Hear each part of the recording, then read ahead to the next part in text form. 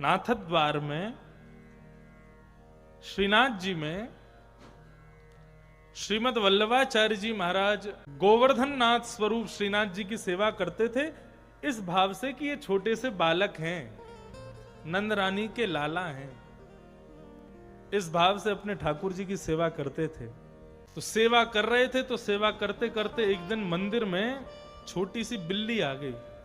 अब उस बिल्ली को देखकर के परम पिता परमात्मा गोवर्धन नाथ श्रीनाथ जी घबरा गए,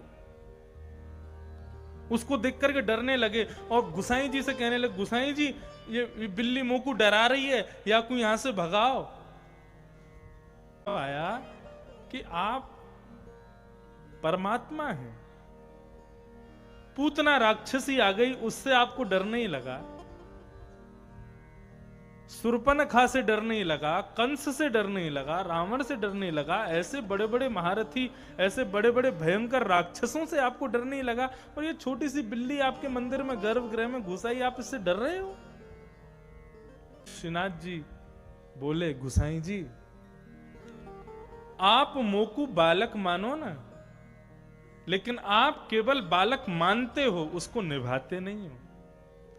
छोटा सा बालक होता है ना, तो फिर वो अपने परम वैभव का त्याग कर देता है, उसको छोटी से छोटी वस्तु से डर लगता है। क्यों? क्योंकि वो बालक है।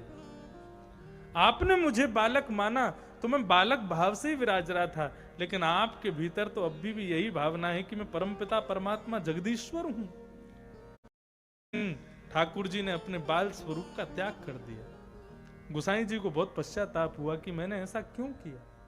ठाकुर जी को यदि मैंने बाल भाव से भजा था तो मुझे यही भाव रखना चाहिए, बालक ही हैं, इनकी सेवा उसी प्रकार से करूंगा मैं। तो भगवान चैतन्य है, उनको भी सर्दी लगती है, उनको भी गर्मी लगती है, उनको भी भय लगता है, उनको भी नींद आती है, उनको भी भूख लगती है। इस प्रकार की भावना रखेंगे तो ही सेवा कर पाएंगे, नहीं तो नहीं कर पाएंगे। कई लोगों के